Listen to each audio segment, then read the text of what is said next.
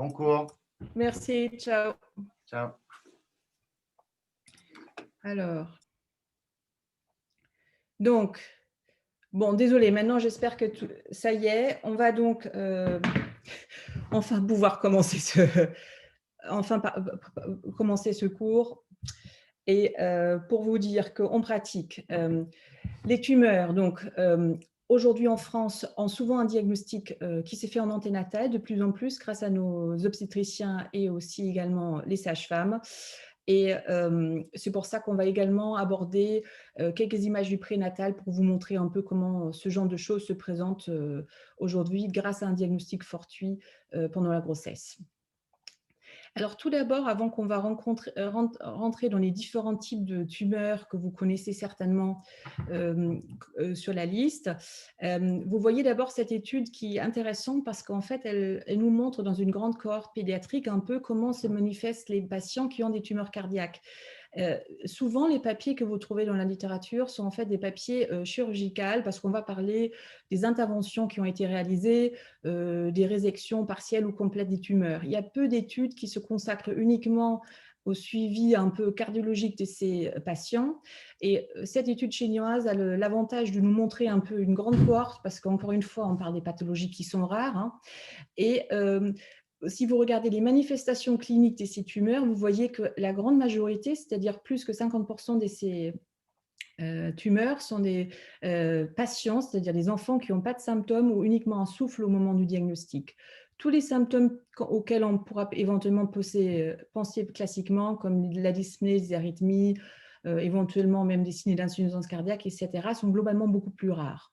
Et si vous regardez dans cette grande cohorte les différents types de tumeurs qui ont été rencontrés et la prise en charge, on voit que seulement 30% finalement de toutes ces tumeurs bénignes sont opérées et que le taux de décès est globalement faible, ce qui vous montre que finalement les tumeurs pédiatriques sont des pathologies de la consultation du cardiologue et peu de cas vont finalement nécessiter une prise en charge chirurgicale, ce qui veut dire que globalement c'est plutôt un problème de prise en charge conservatrice qu'un problème de prise en charge chirurgicale dans la majorité des cas. Ici, je vous montre une étude qui est sortie récemment pour vous montrer quel type de tumeur on voit si on est confronté avant la naissance. Et là, on retrouve les trois principales types qu'on a déjà vus tout à l'heure, c'est-à-dire en première intention, c'est les rhabdomyomes qui sont détectés, on verra pourquoi après. Et puis en deuxième et troisième intention viennent les tératomes et les fibromes. Et avant la naissance, ce qui nous intéresse, qui font la cardiologie fœtale, c'est bien sûr quel est le retentissement éventuellement de ces types de tumeurs sur le fœtus. Et cette étude nous montre qu'effectivement, on voit le plus souvent des épanchements péricardiques, il peut y avoir des arythmies, et bien rarement, il peut y avoir même des signes d'insuffisance cardiaque ou d'une obstruction des voies d'éjection qui, à ce moment-là, peut se manifester avec un anasarque, c'est-à-dire des œdèmes généralisés du fœtus, et éventuellement, dans le pire des cas, de la mort fœtale in utero. Dernier aperçu général, avant qu'on rentre dans les différentes tumeurs, c'est cette méta-analyse qui vous montre la distribution de l'âge des différentes tumeurs. Cette méta-analyse est une des seules qui existe et qui va regrouper plus que 700 patients, donc c'est vraiment une très grande revue, vu que c'est une pathologie rare. Et ici, on voit que dans les trois types de tumeurs principales, c'est-à-dire rhabdomyome, fibrome et tératome, vous avez majoritairement soit un diagnostic prénatal, soit un diagnostic vraiment dans la première année de vie, hein, pendant que typiquement, vous le connaissez, ceux d'entre vous qui sont cardiologues adultes, les myxomes vont se détecter plutôt dans l'adolescence, ce qui est également le cas des tumeurs malignes. Hein. Donc globalement, la distribution des six tumeurs en fonction de l'âge de l'enfant, si vous le voyez en consultation et ce diagnostic n'est pas connu, l'attente que vous allez avoir par rapport à la tumeur que vous allez voir est différente en fonction de l'âge qui a votre patient. Maintenant, on va regarder les différentes tumeurs par ordre des fréquences. On commence par les rhabdomyomes, encore une fois la tumeur bénigne la plus fréquente. Cette tumeur est aujourd'hui diagnostiquée le plus fréquemment en prénatal. La vraie question qui se pose au moment où l'obstétricien ou la sage-femme qui découvre ce type de tumeur avant la naissance va être, est-ce que pour ce fœtus, a-t-il des éléments qui vont être en faveur d'une association avec une maladie génétique qu'on appelle la scléose tubereuse de Bourneville? Je ne sais pas si vous la connaissez tous. Ceux d'entre vous qui sont pédiatres ont certainement déjà entendu parler. C'est une maladie globale d'origine génétique pour laquelle je vais vous rappeler les différentes manifestations. Elle est en fonction des études très fréquemment associée. Et si vous regardez les publications, vous allez trouver une association entre un fœtus sur deux, voire parfois des études qui parlent de quasiment 80-90% d'associations de la sclérose tubereuse de Bourneville avec la présence d'un rhabdomyome. Le gros problème est donc à ce moment-là pas d'avoir fait un diagnostic des rhabdomyomes chez le fœtus, mais très clairement d'avoir fait la maladie, un diagnostic très potentiel et plus général chez le bébé, et d'essayer d'établir un pronostic avant la naissance qui est complètement incertain, car cette maladie-là a malheureusement un phénotype très variable qui pose beaucoup de problèmes en termes de conseils dans ces situations-là. Un bref sur la sclérose de Bourneville, qui finalement une maladie autosomique dominante qui, dans la très grande majorité des cas, va être due à des néomutations. Parfois, on est confronté en prénatal à des situations où un des deux parents a une sclérose de Bourneville connue. À ce moment-là, le diagnostic, vu que c'est une maladie autosomique dominante, pose beaucoup moins de problèmes. Par contre, aujourd'hui, on sait que le problème génétique derrière cette maladie réside dans deux chromosomes, le chromosome 9 et 16, et c'est en fait des protéines qui codent pour certains gènes suppresseurs des tumeurs qui vont donc favoriser la survenue de différentes tumeurs bénignes à différents endroits du patient concerné. Les différentes atteintes qu'on peut voir, et l'atteinte qui nous préoccupe le plus, c'est l'atteinte neurologique. Des enfants qui ont ces types de maladies vont présenter à différents degrés des épilepsies qui vont être soit focales ou généralisées et qui vont se traiter très difficilement. Il peut y avoir aussi une association avec des déficiences intellectuelles ou des troubles du comportement avec des retards psychomoteurs qui rendent la prise en charge de ces patients assez difficile. Pour faire le diagnostic, on peut utiliser l'IRM cérébral après la naissance qui montre typiquement ces manifestations qu'on appelle des tubaires, donc des tumeurs bénignes finalement au niveau du cerveau, qu'on peut parfois aussi identifier pendant la grossesse, mais ce n'est pas quelque chose qu'on voit de façon constante malheureusement, et on a donc du mal avant la naissance d'établir le pronostic, encore une fois, comme je vais l'évoquer à travers d'une autre étude tout de suite après. L'atteinte néphrologique, c'est un autre sujet de préoccupation qui se manifeste surtout chez le patient qui est plus âgé, c'est-à-dire typiquement l'adolescent ou le jeune adulte. Il peut y avoir des tumeurs bénignes du rein qui peuvent être multiples ou bilatérales et qui nécessitent donc une prise en charge néphrologique spécialisée. Dernière manifestation, et au niveau de la peau, il y a des différentes manifestations de la peau qui sont connues et qui peuvent parfois aider dans le diagnostic de cette maladie, si vous avez des dermatologues qui connaissent bien ce syndrome, comme par exemple à l'hôpital Necker. Il y a une dizaine d'années, il y avait une grande étude qui avait été réalisée sur une cinquantaine de fœtus qui avait essayé d'établir si, grâce à l'IRM fœtal avant la naissance, c'est-à-dire au début du 3e trimestre, on arrive à établir un pronostic neurologique qui préoccupe souvent le plus les parents.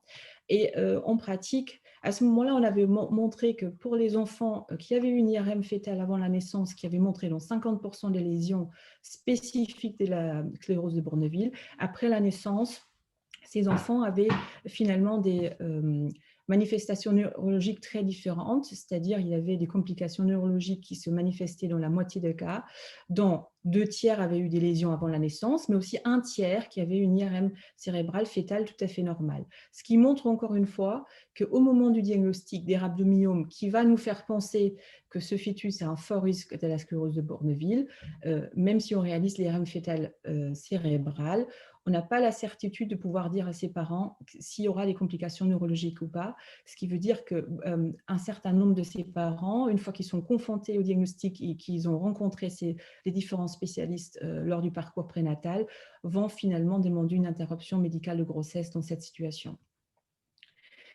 Le diagnostic génétique peut être fait aujourd'hui si la mutation est connue dans la famille, dans les situations des mutations familiales où il n'y a pas de néomutation. Sinon, effectivement, s'il est plus difficile et aujourd'hui pas réalisé s'il s'agit d'une probable néomutation. Hein. Après ce petit rappel sur la sclérose de Bourneville, on va maintenant plus généralement rentrer dans la tumeur du rhabdomyome et en dehors du diagnostic prénatal qu'on a déjà largement évoqué, le diagnostic postnatal, on l'a vu tout à l'heure dans l'étude chinoise, se fait souvent sur des symptômes assez banaux, hein, comme le souffle. Éventuellement, si le diagnostic n'a vraiment pas été fait avant la naissance, par des symptômes d'insuffisance cardiaque ou éventuellement même des troubles du rythme, des extrasystoles ou des accès de tachycardie. Ce qui nous rappelle qu'effectivement, tout enfant qui fait des épisodes de tachycardie supraventriculaire à la naissance ou dans les premières semaines de vie devrait avoir une échographie cardiaque une fois pour exclure les anomalies malformatives, mais aussi éventuellement la présence des tumeurs qui peuvent être un substrat pour les troubles du rythme chez les jeunes enfants.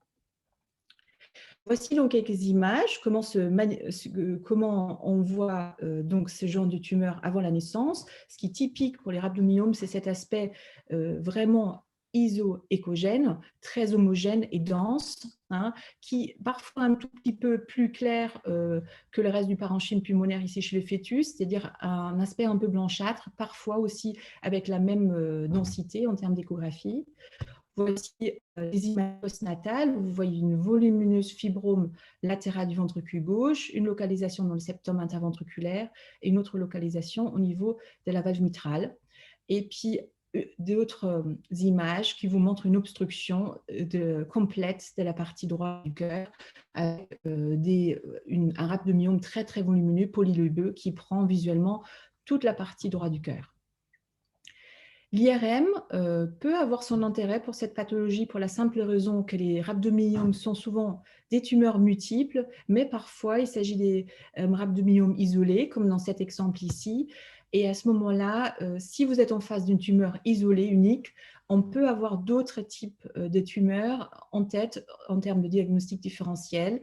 Et à ce moment-là, l'IRM, si l'enfant va bien, est un moyen de caractérisation tissulaire qui nous permet d'identifier que typiquement, le rhabdomyome ne se démarquera pas par un rehaussement tardif comme d'autres tumeurs que je vais vous montrer tout à l'heure. Des investigations par scanner cardiaque peuvent avoir leur intérêt pour décrire le rapport par rapport aux structures autour, c'est-à-dire notamment les trajets coronaires ou éventuellement la relation avec les voies aériennes supérieures ou les branches plus distales qui peuvent parfois être comprimées par des tumeurs qui sont très, très volumineux. Hein. Si on regarde maintenant les rhabdomyomes de façon un tout petit peu plus classique, c'est-à-dire par l'anapathologie, l'aspect typique, si on ouvre un cœur d'un fœtus décédé des rhabdomyomes ou interrompu, ou éventuellement d'un enfant qui est décédé pour différentes raisons, vous allez rencontrer, on verra les images macroscopiques tout de suite, des nodules myocardiques très denses avec un aspect un peu blanchâtre. Les localisations vont être un peu partout dans le myocarde, typiquement dans le myocarde ventriculaire, mais parfois aussi au niveau des oreillettes. Et histologiquement, on trouve typiquement ces gélules qui sont pleines de glycogène avec cet aspect qu'on appelle des spider cells qui ressemblent à une araignée effectivement en raison du noyau cellulaire qui a cet aspect particulier en raison de la rétention glycogène.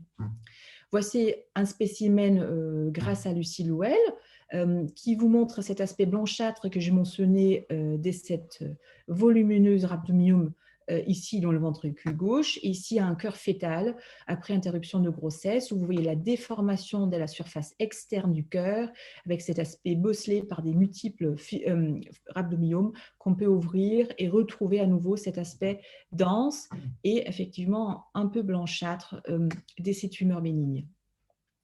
L'évolution naturelle de ces rhabdomyomes est typiquement vers une régression dans les premiers mois de vie, souvent la première année de vie. Et c'est pour ça que le plus souvent, vous vous rappelez l'étude chinoise que je vous ai montrée sur la prise en charge des tumeurs, on ne fait rien du tout, mais on suit ces malades uniquement en consultation de cardiologie de temps en temps pour s'assurer qu'il n'y a pas d'impact hémodynamique et qu'il n'y a pas de trouble du rythme. Hein. Il est exceptionnel que c'est nécessaire d'avoir recours à nos collègues chirurgiens. C'est effectivement typiquement une possibilité si il y a une obstruction complète, par exemple, des voies d'éjection, avec donc un retentissement hémodynamique important, par exemple une obstruction de la voie VDAP, ou et encore pire, de la voie VG aorte. Voici une étude européenne de l'Association des chirurgiens européens qui avait répertorié il y a maintenant quasiment une dizaine d'années une centaine de patients pris en charge au niveau chirurgical et qui vous montre ici assez rapidement quelle est la situation s'ils opèrent des rhabdomyomes. Vous voyez, bien sûr, c'est une étude chirurgicale que ces patients avaient quasiment tous un retentissement hémodynamique parce que sinon, l'indication chirurgicale n'aurait pas été posée. Et si vous regardez quelle était la prise en charge chirurgicale qui a été proposée, vous voyez que la moitié peuvent être réséquées partiellement et l'autre moitié complètement, ce qui est effectivement une possibilité dans les rhabdomyomes de réséquer qu'une partie qui obstrue éventuellement les voies d'éjection. Voici des chiffres qui sont issus de cette méta-analyse que je vous ai montré tout à l'heure. C'est 745 patients qui ont été analysés il y a à peu près 3 ans, qui vous montrent les complications post-opératoires qui sont rencontrées dans la chirurgie dite tumeur en général, qui ne se différencie pas beaucoup de la chirurgie par rapport aux spécifiquement les rhabdomyomes, mais vous retrouvez les complications post-opératoires classiques que nous connaissons, les arythmies, les signes d'insuffisance cardiaque, un low cardiac output syndrome ou éventuellement des épanchements ou des infections, etc. Donc, rien de très particulier en dehors des arythmies qui sont typiques dans les tumeurs, mais bien sûr aussi globalement typiques dans les complications post-opératoires des cardiopathies congénitales. Voici un aperçu de la mortalité issue de cette méta-analyse. On a vu les chiffres de l'étude européenne juste avant. Globalement, la mortalité globale post-opératoire est faible, mais je vous signale ici quand même plus significatif dans le sous-groupe des rhabdomyomes par rapport aux autres tumeurs, comme on verra, en dehors des tumeurs malignes. Qui vient probablement du fait que ces tumeurs sont souvent multiples et s'il y a une indication chirurgicale, il s'agit donc souvent effectivement des localisations qui sont parfois difficiles pour le chirurgien d'accès pour une résection complète et qui peuvent être donc plus sujets aux complications post-opératoires. Quel est le degré de récurrence des ces tumeurs s'ils sont réséqués? Globalement, les rhabdomyomes n'ont quasiment aucune récurrence. Vous voyez ici 2%, donc c'est vraiment globalement rare. Ce n'est pas une tumeur typiquement pour laquelle, en post-opératoire, il faut avoir peur que ça va repousser. Donc, une fois qu'ils ont été réséqués, soit complètement, soit partiellement, on est dans la très, très grande majorité des cas tranquilles. Et juste un petit mot concernant une nouveauté qui a émergé ces dernières années. Ça fait à peu près une dizaine d'années maintenant qu'il y a de plus en plus de cas cliniques des différents centres qui nous rapportent leur succès avec un immunosuppresseur qu'on appelle everolimus. C'est un médicament qui a été utilisé pour la prise en charge d'autres tumeurs bénignes de la sclérose de Bourneville, a été testé donc pour les tumeurs rénales et pour les tumeurs bénignes et cérébrales qui existent dans cette maladie-là. Et on a donc pu constater qu'il y avait également une efficacité sur les tumeurs cardiaques. Dans certains cas cliniques, ils parlent d'une régression jusqu'à 10 à 11 fois plus rapide que l'évolution naturelle, qui est donc souvent favorable, je le répète, et ce qui a effectivement amené certains centres à proposer dans les rhabdomyomes qui avaient un impact hémodynamique dramatique, où le chirurgien considérait que la prise en charge chirurgicale était trop risquée, éventuellement de prescrire ce médicament-là. Et actuellement, l'année dernière, il y a une étude multicentrique qui a été lancée, qui a comme objectif de recruter une quarantaine de patients en double aveugle, placebo randomisé, pour essayer d'établir si ce type de médicament est éventuellement une option pour certaines tumeurs qui ne sont pas accessibles à une prise en charge chirurgicale. Donc, en conclusion, pour les rhabdomyomes, vous avez compris que si on fait le diagnostic de rhabdomyome, la question principale qui se pose pour l'obstétricien avant la naissance et pour le cardiopédiatre qui fait la cardiologie fœtale, c'est d'établir s'il y a des lésions associées qui sont en faveur d'une sclérose de Bourneville, car à ce moment-là, il y a beaucoup de parents qui vont éventuellement demander une interruption médicale de grossesse ayant reçu toutes les informations en raison des complications neurologiques que je vous ai mentionnées. bien sûr, par rapport à ce qu'on a vu une fois que l'enfant naît, d'un point de vue cardiologique, le pronostic est globalement bon pour la très grande majorité des cérébdomyomes, car la régression est assez fréquente sans qu'il y ait une intervention chirurgicale. Et seulement dans des rares cas, on va être poussé finalement à intervenir chirurgicalement. Et puis, je vous ai présenté cette petite nouveauté qui peut-être dans quelques années sera plus répandue, qui pour l'instant est vraiment l'essor de la prise en charge médicale encore un peu expérimentale avec le traitement par immunosuppresseur. On va passer maintenant à la tumeur, la deuxième tumeur la plus fréquente, les tératomes. Les tératomes font à peu près 15 à 20% des tumeurs cardiaques. Ils sont aujourd'hui, on l'a vu tout à l'heure, quand je vous ai montré la distribution selon l'âge, surtout diagnostiqués avant la naissance ou vraiment dans les premiers jours de vie. La localisation typique est une localisation péricardique. Parfois, il se situe à l'intérieur du cœur et il s'agit des tumeurs qui sont d'origine disembryonnaire, c'est-à-dire qui vont être constituées des différentes couches épidermiques et prendre typiquement l'origine au niveau de la partie proximale de l'aorte. C'est des tumeurs qui, en raison de leur caractère dysembryonique, vont avoir des caractéristiques tissulaires multiples, c'est-à-dire ils vont présenter typiquement un aspect très hétérogène avec des logettes, des kystes, éventuellement la présence des cheveux, des calcifications, etc. Et très, très souvent, il y a un épanchement péricardique qui est plus ou moins important, qui est associé, parfois même avec une tamponnade, une compression des voies aériennes supérieures, qui peut mettre le fœtus ou le nouveau-né en grande détresse. Le traitement avant la naissance peut être même un drainage péricardique avec mise en place des drains, c'est techniquement possible aujourd'hui, ou éventuellement la réalisation d'une ponction en drainage péricardique dès la salle de naissance dans les cas extrêmes, avec toujours une indication à une extéresse chirurgicale. Pour vous montrer comment ça se présente, un diagnostic prénatal d'un tératome intracardiaque. Vous voyez donc cet aspect, contrairement au rhabdomyome, qui est très, très hétérogène, avec des logettes multiples qui correspondent donc à ces images kystiques dans cette spécimen macroscopique.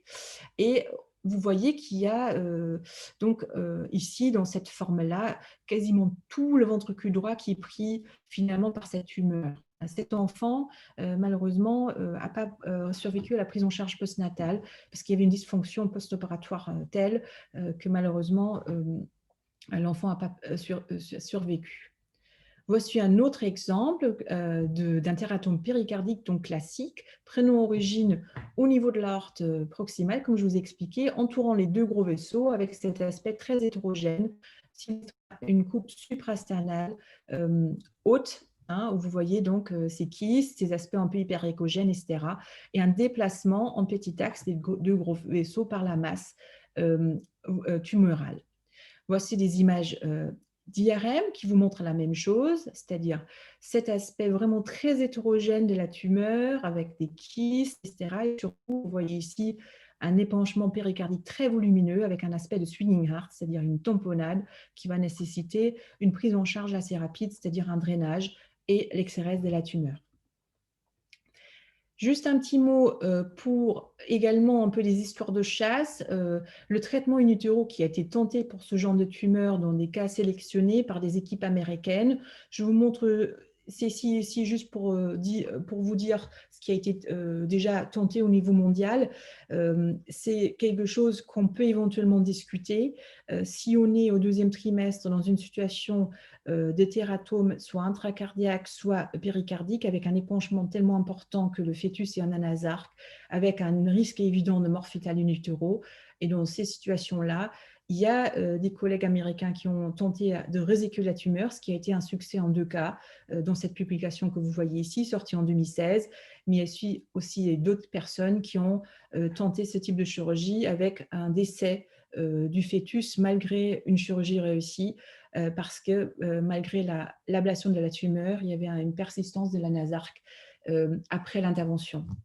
Donc, c'est juste pour vous montrer qu'il y a effectivement des nouvelles pistes qui se développent et dans quelques années où il y aura peut-être plus d'indications pour ce genre de prise en charge si les techniques chirurgicales de la chirurgie fœtale peuvent être améliorées. Voici la même étude que vous avez déjà vue par rapport au tératome. l'étude de l'Association européenne des chirurgiens cardiaques qui vous montre dans les résultats pour les tératomes. Vous voyez une 12e patients opérés sur cette centaine de malades. Ici aussi, bien sûr, des patients symptomatiques, des anomalies d'ECG ou un retentissement hémodynamique. Encore une fois, dans le tératome, il y a toujours une indication chirurgicale, donc ils sont opérés. Et puis, si vous regardez, l'objectif de ce type d'opération, c'est la résection complète qui a été réalisée chez tous les patients dans cette cohorte, hein, avec un seul décès. Et si vous regardez la mortalité dans la méta-analyse que je vous ai déjà montré tout à l'heure, vous voyez que le risque de mortalité existe, mais qu'il est faible et qu'il s'agit surtout d'une mortalité précoce, c'est-à-dire dans les premiers 30 jours post-opératoires. Les tératomes s'ils ne sont pas réséqués de façon complète, un petit risque de récurrence. C'est pour ça que le chirurgien devrait toujours tâcher à réséquer la tumeur de façon la plus complète possible. Néanmoins, le risque de récurrence est heureusement faible. On va passer à la tumeur, la troisième par ordre de fréquence, les fibromes.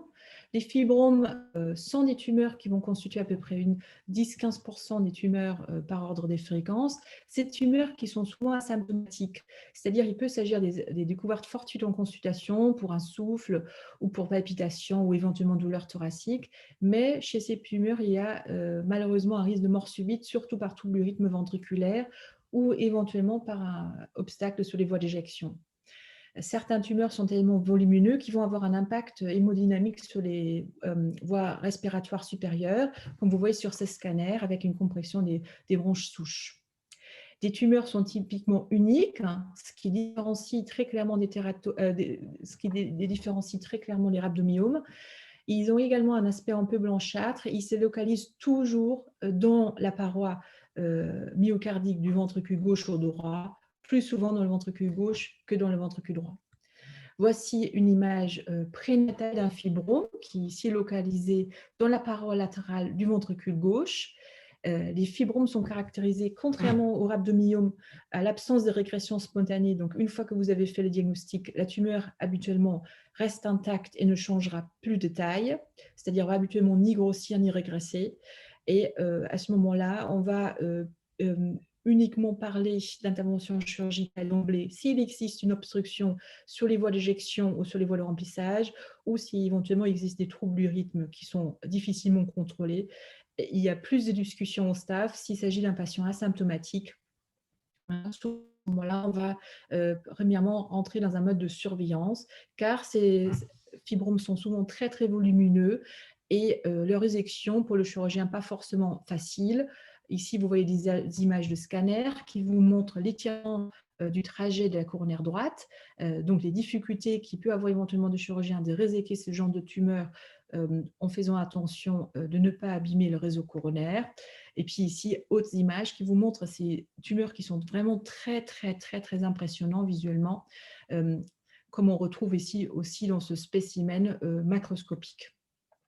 En IRM, on peut avoir un intérêt de réaliser une caractérisation tissulaire pour la simple raison qu'encore une fois, je vous ai dit que les tumeurs uniques posent parfois le problème d'un diagnostic différentiel.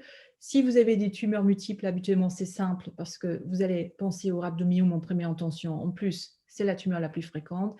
Dès que vous avez une tumeur homogène unique, il s'agit clairement pas d'un tératome parce que ça, c'est très hétérogène, on l'a vu plusieurs fois. Par contre, il se pose la question entre un fibrome et un rhabdomyome unique. Et là, l'IRM peut nous aider car, comme vous voyez ici, typiquement, le fibrome va présenter un rehaussement tardif, ce qui ne fait pas du tout le rhabdomyome, ce qui nous permet de différencier ces deux tumeurs grâce à l'IRM. Voici l'étude européenne qu'on a déjà maintenant vue plusieurs fois. Tous les patients qui sont opérés avec les fibromes, bien sûr, ont un impact hémodynamique, c'est ça l'indication chirurgicale, donc ce n'est pas très étonnant. Et puis, vous voyez quelque chose ici auquel j'attire votre attention qui est assez exceptionnel. 3 patients sur ces 9 patients dans cette étude ont eu une transplantation cardiaque, car la tumeur était tellement volumineuse que finalement l'ablation de la tumeur était tellement délabrant qu'il n'y avait chirurgicalement pas d'autre issue que de proposer dans certaines formes vraiment très très graves une transplantation cardiaque. Donc c'est pour ça que je vous montre ça ici, parce qu'effectivement je pense que peu d'entre vous ont spontanément pensé à la transplantation en pensant aux tumeurs, donc c'est vraiment quelque chose qui est exceptionnel mais qui a déjà été fait au niveau international.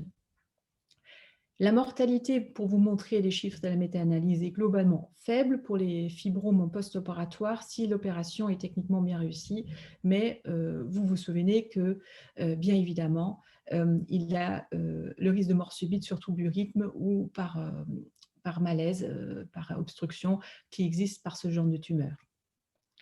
Le risque de récurrence pour les fibromes, une fois qu'ils ont résecté, est très faible. Donc, globalement, une fois que l'opération est un succès, on peut de ce côté-là être très rassurant. Maintenant, on va rentrer très clairement dans les tumeurs qui sont beaucoup plus rares. Donc, encore une fois, à mon avis, ce qu'il faut retenir, c'est les rhabdomyomes, les tératomes et les fibromes, parce que statistiquement, si vous voyez des tumeurs, c'est les 3 que vous allez voir. Toutes les autres, on va les mentionner pour vous montrer quelques images, mais globalement, c'est les manifestations qui sont vraiment rares chez l'enfant.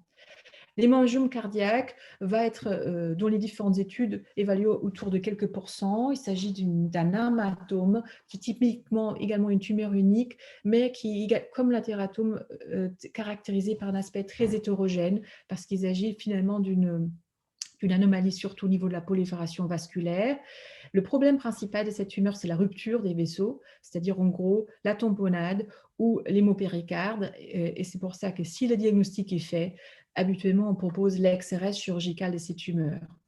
Aussi, le seul exemple que j'ai vu pour l'instant, les dernières 10 ans, c'était un diagnostic prénatal très proche, juste avant l'accouchement. Vous voyez qu'il s'agit d'une tumeur unique située dans l'oreillette droite, que cette tumeur a un aspect assez hétérogène. On pourrait également penser à un tératome intracardiaque éventuellement, mais l'enfant est né, a été mis sous prostaglandine parce qu'il y avait une vraie obstruction de la voie droite et donc un passage et une exprès à J1 ou J2 de vie qui était un succès, qui a montré à l'examen histologique qu'il s'agissait donc effectivement d'un hémangiome intracardiaque.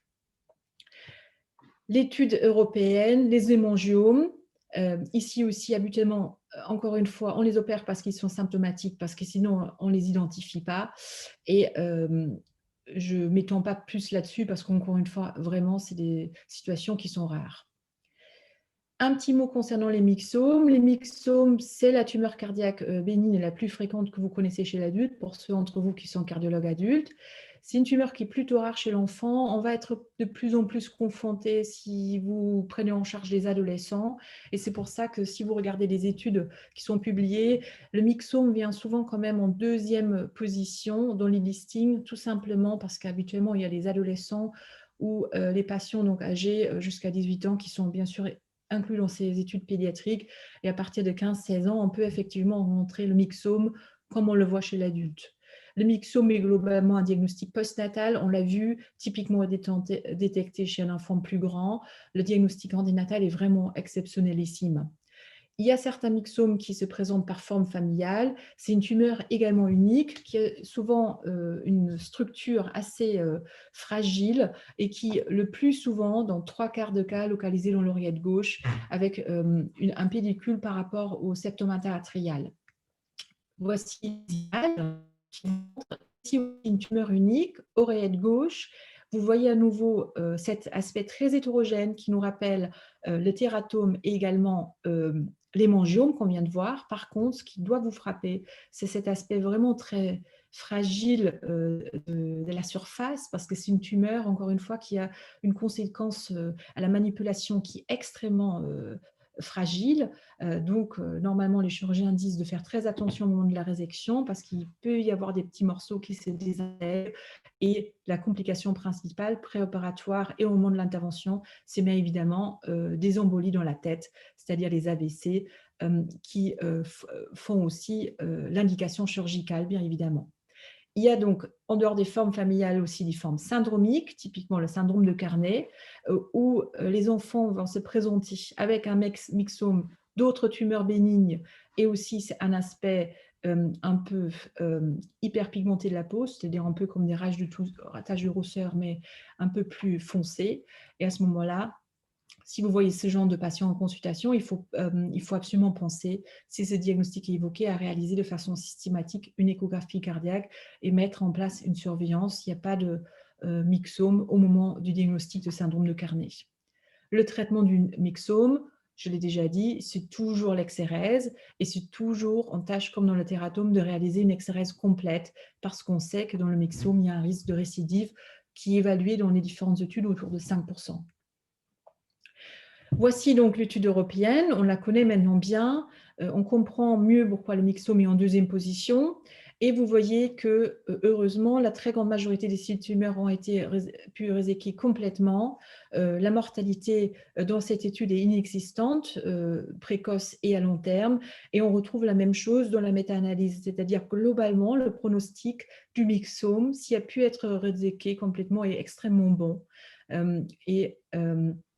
Le seul danger vraiment de cette tumeur est vraiment les manifestations neurologiques par des petites bouts de tissu dans la tête. Donc, au moment du diagnostic, il ne faut pas tarder pour l'adresser pour la chirurgie, hein. Et vous voyez, ce qu'on a déjà vu, le myxome est finalement la tumeur où le risque de récidive est le plus important par rapport à toutes les autres tumeurs qu'on a déjà vues, qui est, comme je vous ai dit, autour de 5%. Donc, on met en place une surveillance pour les patients opérés, comme on le fait toujours, en les prévenant qu'il peut y avoir rarement un risque de repousse de cette tumeur et que ça justifie effectivement une surveillance régulière. On termine dans les tumeurs bénignes avec une autre tumeur rare, les fibroelastomes papillaires, qui sont extrêmement rares chez l'enfant, qui sont des tumeurs qui se développent au niveau de l'endocarde, très souvent au niveau des valves gauches, mais parfois aussi au niveau des valves droites. La consistance également assez frêle, gélatineuse, parce qu'histologiquement, il s'agit du tissu conjonctif. C'est souvent des diagnostics fortuits, mais parfois aussi des diagnostics qui se font suite à une consultation en cardiologie pour palpitations ou douleurs thoraciques. Habituellement, on va poser une indication d'exérèse s'il s'agit de tumeurs assez larges, c'est-à-dire des tailles supérieures à 1 cm, où on va considérer qu'en raison de leur consistance un peu frêle, il peut y avoir éventuellement un risque que ça part, notamment au côté gauche vers la tête ou éventuellement dans la circulation pulmonaire si c'est situé sur la tricuspide.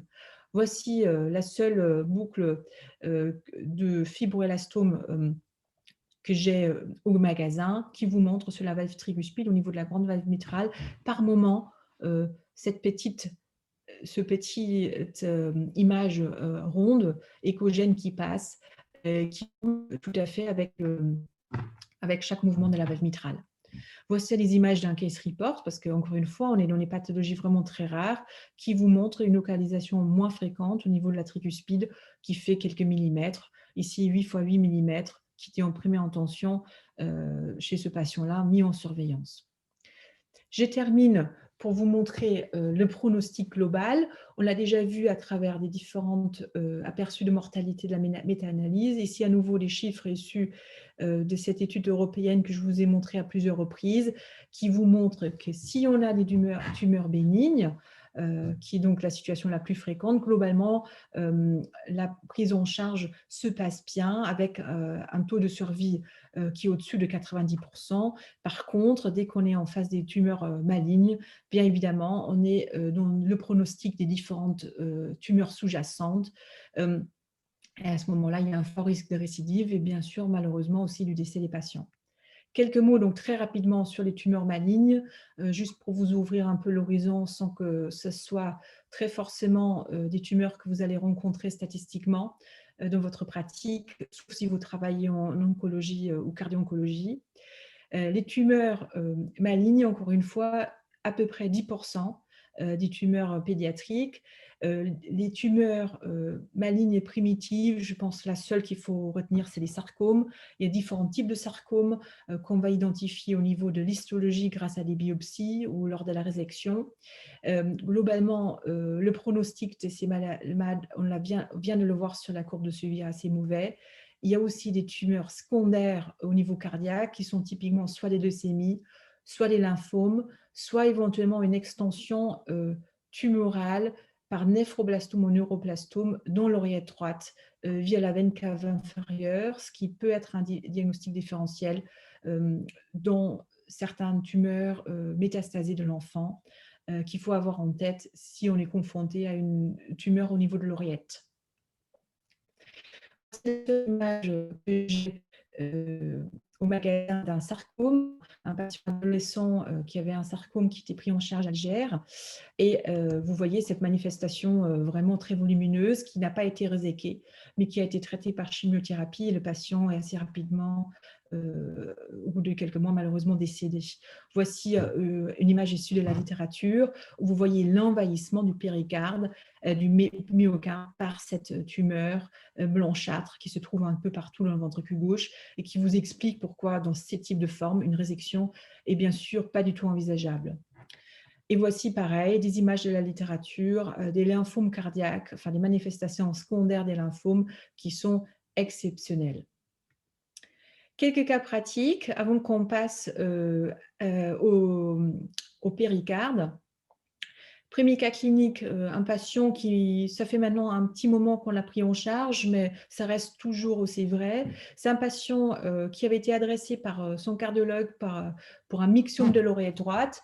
Normalement, on peut faire participer un peu l'audience. Maintenant, c'est un peu plus difficile, mais je pense qu'il doit vous frapper si vous recevez un patient qui est adressé pour myxome de l'oreillette droite. C'est bien évidemment le fait que normalement, les myxomes de l'oreillette droite, c'est rare.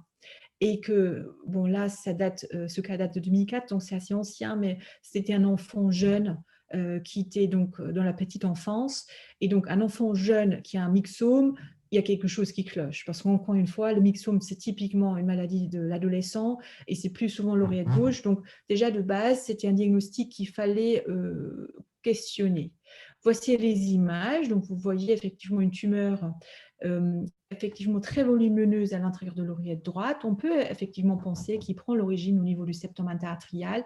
On voit que cette tumeur qui est assez homogène, on ne voit pas de logette véritablement, il paraît assez bien délimité aussi par rapport au myxome qu'on a vu tout à l'heure où la paroi paraissait assez frêle, on avait vraiment l'impression que le tissu allait bientôt partir.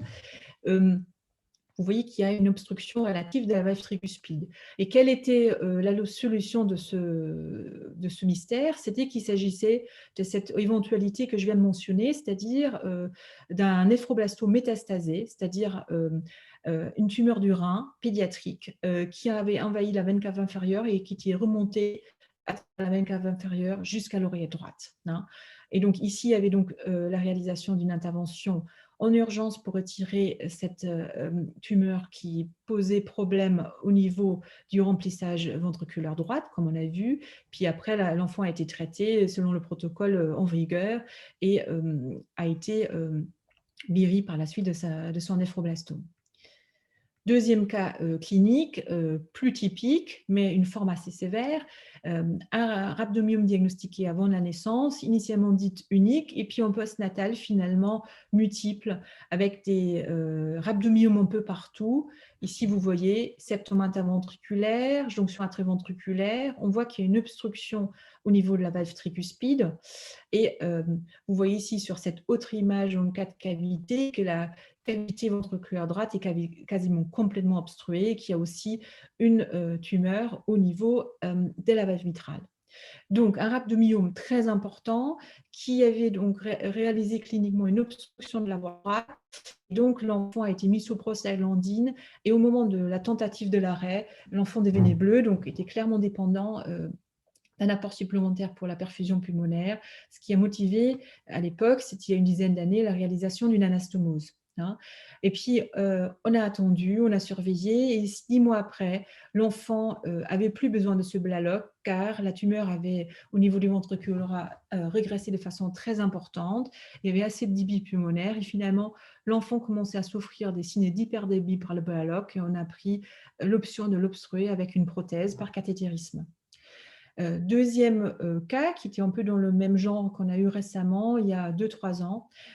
C'était une tumeur, pareil, rhabdomyome, cette fois unique, qui obstruait complètement en prénatal la tricuspide sans causer d'anasarque, heureusement.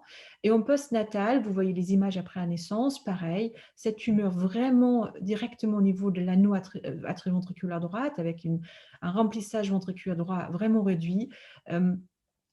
Pas d'intervention chirurgicale envisagée parce qu'on avait peur d'abîmer la valve tricuspide. Et ce qui a été choisi comme prise en charge assez élégante, c'était de ne plus faire l'anastomose comme il y a 10 ans, mais de mettre en place un stent dans le canal qui a permis de perfuser le poumon le temps que cette tumeur évoluait.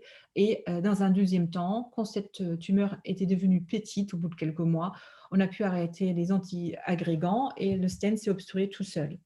Donc, une prise en charge un tout petit peu différente qui fait l'impasse de la chirurgie, mais qui permet de passer le cap dans certaines situations d'obstruction droite. Puis voici des images assez impressionnantes prénatales que je vais vous montrer parce que dessus un peu particulier. Qu'est-ce que vous voyez ici? Vous voyez une tumeur unique qui est homogène. Et cette tumeur se localise, pour ceux d'entre vous qui ont moins l'habitude des images prénatales, uniquement dans le ventricule gauche. Donc le ventricule gauche est complètement rempli par cette tumeur. On voit que le ventricule droit fonctionne normalement. Sur d'autres images, qui avait finalement, malgré toute attente, pas de défaut de remplissage mitral, ni de défaut de remplissage d'éjection aortique, avec un fœtus qui a très bien toléré toute la grossesse, sans anasarque et sans épanchement en dehors d'un petit décollement péricardique. L'enfant est né. Avant la naissance, on avait réalisé à la demande de parents, parce que c'est une grossesse assez précieuse, obtenue par PMA, contre ce qu'on fait habituellement. Il y avait eu une étude génétique pour la sclérose de Bourneville qui avait été réalisée, qui était revenue normale. Et on avait également réalisé une IRM fœtale cérébrale qui était également normale. Encore une fois, vous avez bien compris que ce n'est pas effectivement un moyen de certitude pour savoir si oui ou non le fœtus a le Bourneville, mais vu qu'il y avait exceptionnellement l'analyse génétique qui avait été faite, on était tranquille de ce côté-là. L'enfant est né et en postnatal, on a réalisé pas mal d'investigations, des échographies bien évidemment, qui ont confirmé cette masse, des Holter pour exclure les anomalies du rythme. Il y avait eu un scanner coronaire qui avait été fait parce qu'en échographie, on avait l'impression que la tumeur étirait de façon importante les réseaux coronaires, mais chez le nouveau-né, finalement, cet examen n'avait pas été concluant et on était resté un peu en suspens pour cette question-là. On a refait les examens neurologiques et le diagnostic qui avait été retenu à ce moment-là, c'était celui d'un fibrome. Encore une fois, vous vous souvenez, tumeur unique, localisée dans le ventricule gauche le plus souvent. Là, clairement, on avait pu écarter la sclérose de Bourneville et il y avait donc des fortes chances qu'il s'agisse effectivement d'un fibrome. Et on n'a pas opté pour l'extraction chirurgicale parce que la localisation paraissait d'un côté compliqué, en même temps l'enfant allait cliniquement très bien, sans impact sur les voies d'éjection ni sur le remplissage ventriculaire gauche, et donc l'enfant était en surveillance en externe, et puis à 6 semaines de vie, ce bébé a fait un arrêt cardiaque dans la voiture pendant un trajet, après un biberon, et puis bien sûr, vous imaginez bien que tout le monde a pensé en première intention à un décès qui était dû à cette tumeur, et bizarrement, l'autopsie qui a heureusement été réalisée a montré tout autre chose. Tout d'abord, on a pu écarter cette question qu'on s'était posée par rapport aux coronaires, est-ce qu'il y avait une ischémie éventuellement causée par la tumeur? Ce n'est pas le cas, le réseau coronaire était tout à fait intact, sans zone de sténose ni de compression. Vous voyez ici le spécimen macroscopique avec la volumineuse tumeur qui déforme la face externe du ventricule gauche, mais le diagnostic retenu était celui d'une asphyxie, car en fait, il y avait en l'occurrence un syndrome finalement d'étouffement qui, selon le médecin médico-légal, avait été retenu être dû à un mauvais couchage de cet enfant dans un siège auto qui n'était pas adapté à l'âge. Parce qu'effectivement, en fonction des sièges auto, l'inclinaison de la tête et la colonne vertébrale est plus ou moins optimale. Et chez cet enfant qui venait juste de manger, en gros, il y a eu une hypoxie qui s'est installée. Peut-être à cette hypoxie, on pourrait faire des hypothèses à favoriser peut-être des troubles du rythme vu la tumeur, mais toujours est-il que la cause de ce décès qui avait été retenu était celle d'une asphyxie, qui était effectivement un résultat tout à fait inattendu.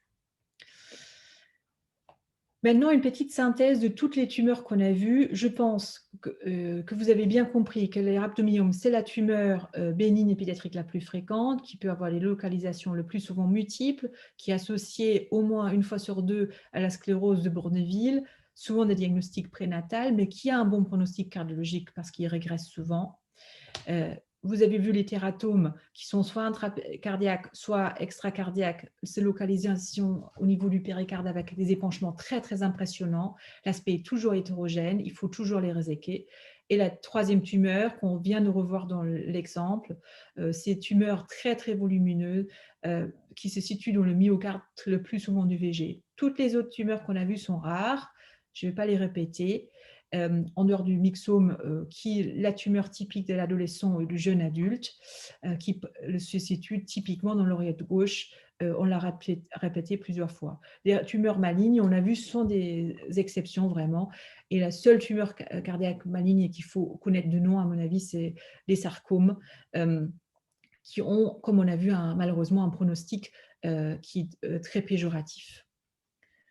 On va passer maintenant aux pathologies du péricarde. Ça va être la partie la plus courte de ce cours. On va décliner assez rapidement ensemble les différentes pathologies. La première, celle qui est la plus banale, que vous avez sûrement déjà tous vue, surtout ceux d'entre vous qui sont cardiologues adultes, c'est les péricardites. C'est les inflammations finalement des feuilles péricardiques. Après, il y a des épanchements qui peuvent être liés bien évidemment au péricardite. Et puis après, il y a très rarement, ce qui en France, on voit vraiment exceptionnellement, des péricardites constrictives que je vais juste rapidement évoquer, qui sont dues à un épaississement des feuillets qui constituent le péricarde. Alors, quelle est la définition de la péricardite? La péricardite est typiquement une maladie qui va se manifester par, bien évidemment, une douleur thoracique. C'est un motif de consultation aux urgences fréquentes.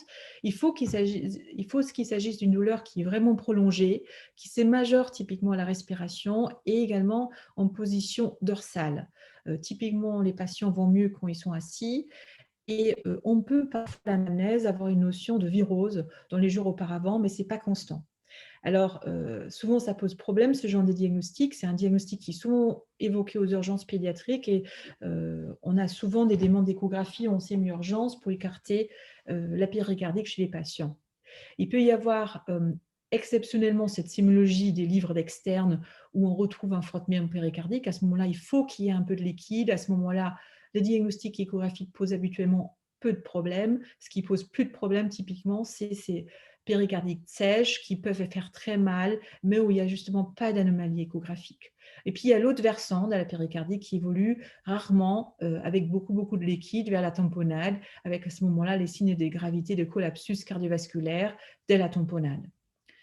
Il y a les anomalies ECG qui peuvent être typiques, avec cet aspect alternant des QRS, que vous avez peut-être déjà vu. C'est des images pareilles de sémiologie d'externe qu'on retrouve en pratique courante beaucoup moins fréquemment, ou éventuellement des sous-décalages dans toutes les déviations épicardiques.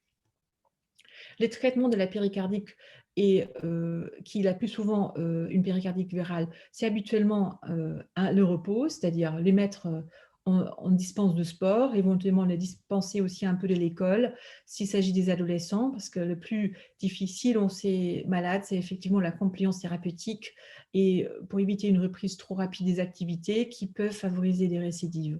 Le traitement classique, c'est les anti-inflammatoires, éventuellement associés à la colchicine, qui peut être très utile, comme vous le connaissez, ceux entre vous qui sont cardio-adultes, chez l'adulte. Et bien évidemment, il faut envisager un traitement qui est prolongé et idéalement le baisser progressivement, pareil, pour éviter les rechutes ou des récidives trop rapidement. Deuxième type de péricardique, c'est les péricardiques qu'on retrouve dans les maladies bactériennes de l'enfant, comme les pleuropneumopathies, par exemple, soit au staphylocoque, soit au pneumocoque, où peut y avoir rarement des manifestations aussi dans le péricarde.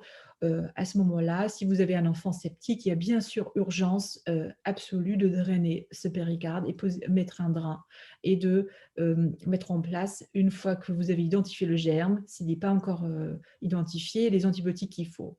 Et puis, bien évidemment, il existe aussi des péricardites dues à la tuberculose. En France, c'est exceptionnel. Et on peut bien sûr éventuellement envisager ce genre de diagnostic si vous êtes en phase d'un patient qui vient du pays où la tuberculose est plus répandue ou qui a récemment voyagé ou qui a fait un séjour à l'étranger prolongé, ce qui, dans la situation actuelle, avec le corona, est quand même beaucoup moins répandu. Quelle est l'évolution des péricardites virales surtout? Le plus souvent, ça s'arrange grâce au traitement et au repos. Les récidives existent, encore une fois. À ce moment-là, c'est pour ça qu'il faut être assez ferme dans les explications initiales de l'arrêt du sport et de la prescription du repos. Et puis, bien sûr, il y a l'évolution vers les complications graves, c'est-à-dire la tamponnade que j'ai déjà mentionnée, qui sont globalement rares. La tamponnade en soi, bien sûr, c'est l'urgence absolue d'intervention. Vous savez tous que le péricarde est très peu compliant, c'est-à-dire va peu accepter du liquide qui arrive en grande quantité et donc assez rapidement comprimer les capacités cardiaques et donc rendre remplissage cardiaque, c'est-à-dire la diastole, impossible. À ce moment-là, vous allez assez rapidement être confronté aux signes cliniques de collapsus cardiovasculaire, c'est-à-dire des œdèmes, soit des congestions droites ou éventuellement œdème pulmonaire. La sémiologie échographique, je ne la rappelle pas vraiment, ce n'est pas l'objectif principal du cours, mais je vous rappelle juste qu'en raison des régimes de pression à l'intérieur des cavités cardiaques, c'est habituellement l'oreille droite qui est d'abord comprimée par le liquide péricardique en abondance, puis par la suite le ventricule droit dans un cœur normal, puis par interpellance ventriculaire droite et ventriculaire gauche, finalement aussi le ventricule gauche avec un impact sur le volume d'éjection et donc à ce moment-là avec les symptômes de choc. Les images, péricardique volumineux post-opératoire inflammatoire. Vous voyez ici la fibrine qui est typique de ces épanchements post-opératoires inflammatoires qu'on peut voir. Ici, il y a beaucoup de liquide derrière le ventricule gauche, peu devant le VD, donc l'accès percutané est peut-être un peu moins simple. Pareil, ici, un épanchement circonférentiel en petit axe, beaucoup de liquide derrière le ventricule gauche. On ne voit pas encore de compression des cavités droites, ni bien sûr des cavités gauches. On ne voit pas ici l'oreillette droite pour voir s'il y a des premiers signes de tamponnade, comme je viens de vous le mentionner. L'urgence ici, c'est bien sûr de drainer, c'est-à-dire soit de ponctionner si vous n'avez pas la possibilité de mettre un drain, soit de façon par percutanée ou de façon chirurgicale un drain pour évacuer le liquide et soulager ainsi la fonction cardiaque et les symptômes. Pour terminer, quelques mots sur la péricardite constructive. Encore une fois, une maladie qu'on voit très peu en pratique, surtout chez l'enfant, qui en pratique va constituer un gène à la diastole et donc être responsable des signes d'insuffisance cardiaque droite. Il y a des causes que j'ai déjà mentionnées, la tuberculose, donc une cause rare en France, mais bien sûr aussi des situations où des patients, notamment des patients qui ont eu déjà beaucoup de traitements, chimio et radiothérapie, notamment une radiation du médiastin, peuvent développer un péricarde fibreux, donc très très peu compliant, encore moins compliquant que d'habitude, et donc avoir ce genre de manifestation de péricardite constructive au bout des protocoles très longs. Hein. Habituellement, le diagnostic en échographie pas si simple. On peut avoir recours au scanner pour nous aider, et dans les formes sévères, le traitement chirurgical par ablation d'une partie du péricarde peut être une option pour sortir du problème de la diastole. On termine maintenant cette présentation sur la dernière partie sur les pathologies de l'endocarde, c'est-à-dire notamment l'endocardite. L'endocardite, je me permets de faire en 2 parties. On va faire un bref rappel des connaissances de base que nous devons tous savoir, que vous avez peut-être déjà complètement ou partiellement. Et puis après, on va décliner certaines particularités qu'on voit dans les endocardites chez nos patients avec cardiopathie congénitale. Tout d'abord, qu'est-ce que c'est l'endocardite? L'endocardite, c'est une inflammation, bien évidemment, de l'endocarde, c'est-à-dire des valves cardiaques qu'on va diagnostiquer chez l'enfant le plus souvent avec une échographie transthoracique, voire parfois chez l'adolescent avec une mauvaise échogénicité, ou chez le patient adulte avec une ETO. Je vous rappelle qu'en échocardiographie, l'endocardite sur les valves atrioventriculaires va se manifester typiquement avec des végétations qu'il faut rechercher sur le versant auriculaire, et sur les valves sigmoïdes, c'est-à-dire l'aorte, et sur la valve pulmonaire, il faut rechercher sur le versant ventriculaire. Il faut réaliser un bilan si vous suspectez ces diagnostics, c'est-à-dire au moins prélever 3 hémocutures, mieux 6 si vous avez la possibilité. Il faut faire un bilan complet du patient, c'est-à-dire rechercher toute l'extension de la maladie, de la tête aux pieds, typiquement avec un scanner, se faire très rapidement.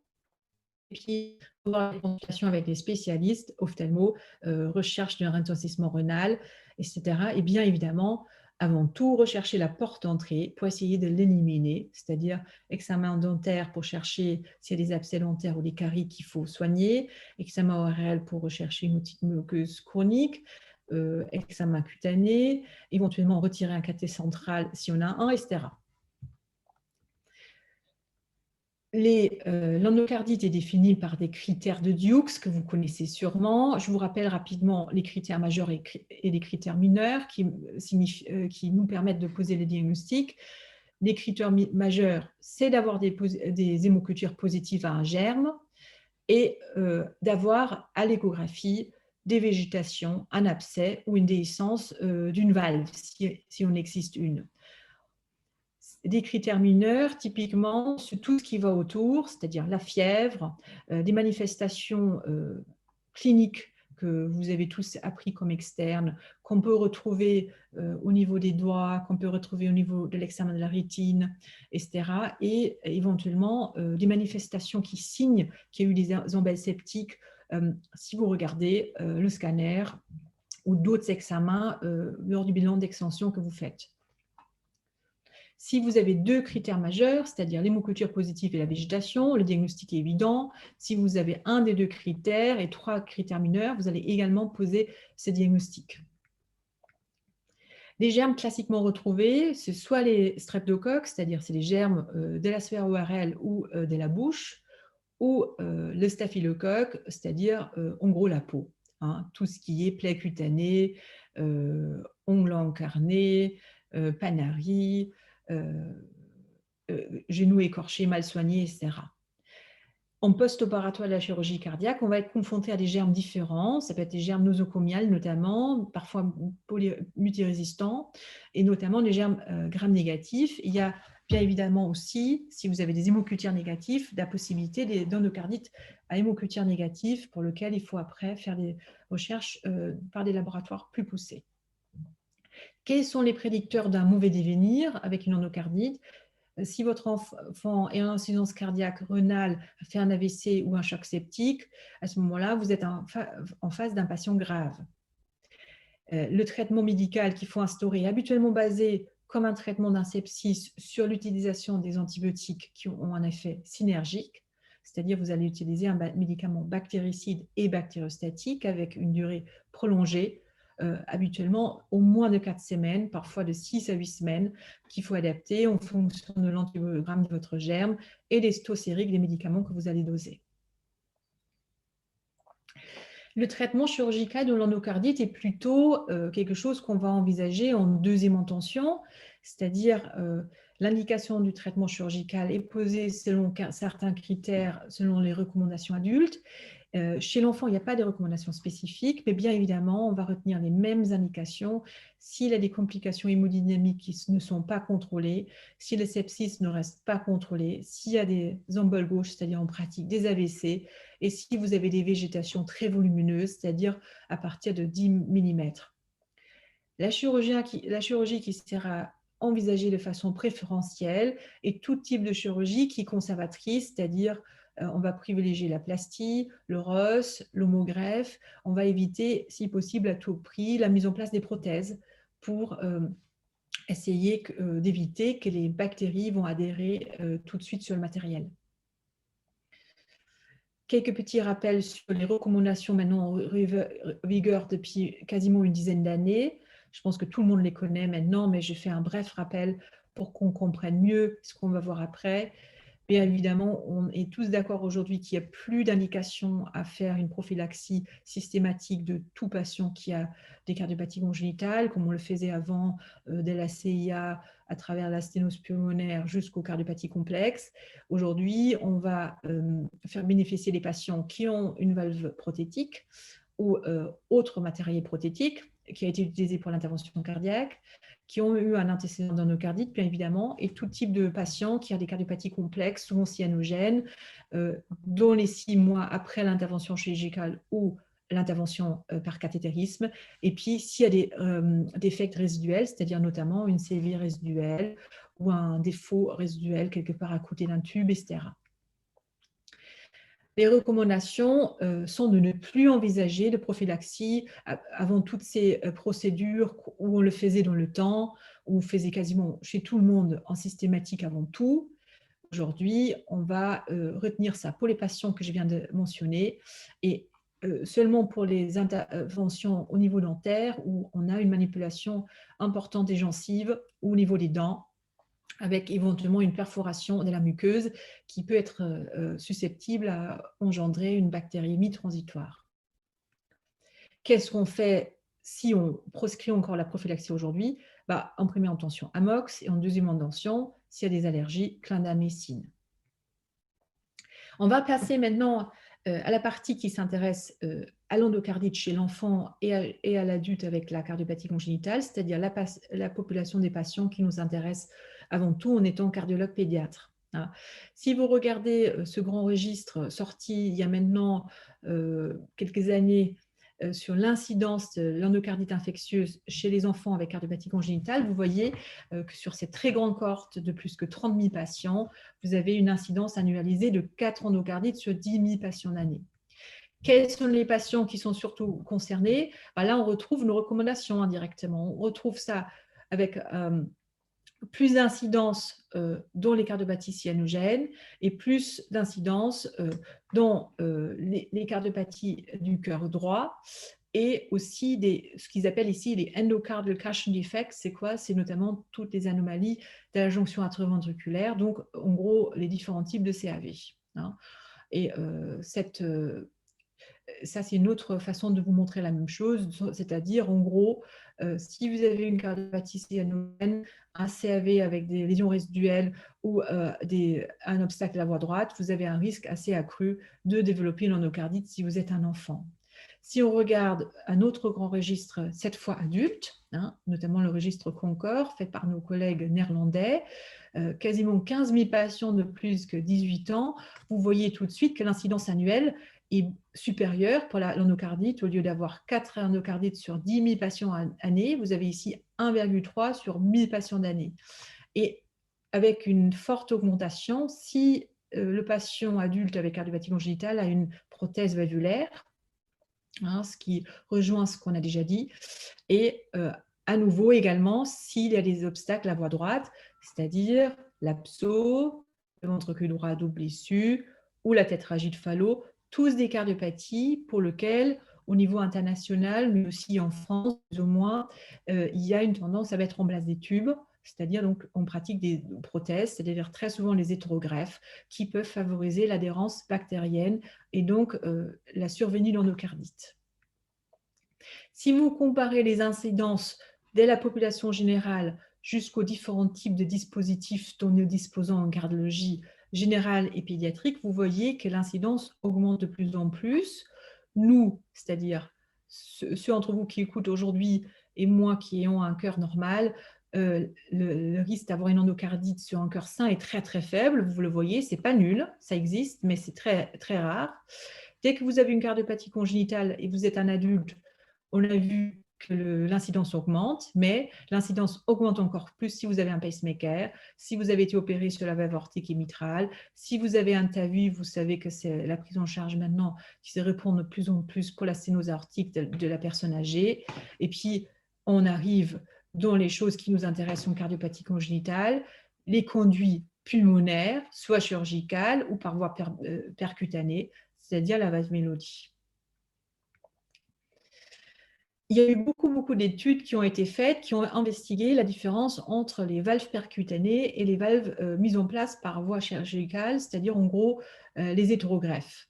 Et ce qui sort très clairement de ces études, c'est qu'en pratique, si vous comparez les différents substrats, c'est-à-dire les homogreffes par rapport à d'autres types de substrats, comme par exemple la valve mélodie et le Contegra qui ont le même produit sous-jacent, vous allez avoir effectivement une incidence d'endocardite qui sera beaucoup plus importante dans cette catégorie que par rapport aux homogreffes. Je vous rappelle, les homogreffes, c'est des valves biologiques explantées des cœurs des donneurs en pratique, hein, qui sont dans les banques valvulaires, qui sont donc disponibles ou pas au moment de la chirurgie pour mise en place en position souhaitée. Hein.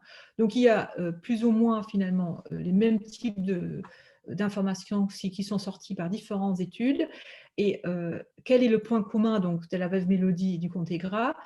Le point commun, c'est qu'il s'agit que le substrat est le même, c'est-à-dire qu'il s'agit de la valve jugulaire, de la veine jugulaire du bœuf, qui a été traitée par l'industrie pharmaceutique et transformée, soit pour l'implanter de façon percutanée, soit pour le mettre de façon chirurgicale. Donc, en gros, en fonction de ce que vous utilisez pour essayer de réparer votre voie droite qui sténosée ou qui fuit, vous allez avoir une incidence de l'endocardite qui va être plus ou moins importante, mais l'incidence sera toujours plus élevée que si vous n'avez pas mis ce genre de conduit, bien évidemment. C'est aussi la même chose qui ressort de cette méta-analyse, qui vous montre très clairement que la veine jugulaire de bœuf par rapport aux d'autres types de supra a une incidence d'endocardite qui est supérieure et qu'il n'y a pas de différence entre le Contegra et la mélodie, ce qui a confirmé sur un très grand nombre de patients, en cumulant toutes les études que je vous ai montrées avant, finalement les mêmes résultats. Donc en gros, cette information, elle est claire aujourd'hui. Si vous regardez la valve Sapiens, qui est véhiculée par certains centres, notamment l'hôpital Marie-Lalonde, et cette étude que mon collègue, le docteur Sébastien Asquette, a publiée il y a 3 ans maintenant, vous voyez qu'effectivement, l'incidence d'endocardite dans leur cohorte était nulle avec la valve Sapiens et 25%, ce qui est énorme, hein, avec la valve Mélodie.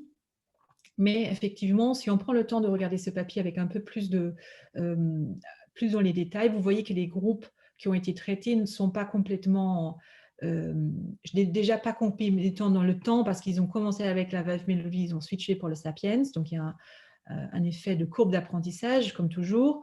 Il y a plus d'antécédents d'endocardite dans le groupe qui a reçu la valve mélodie. Encore une fois, d'avoir fait une endocardite est un facteur de risque d'en refaire.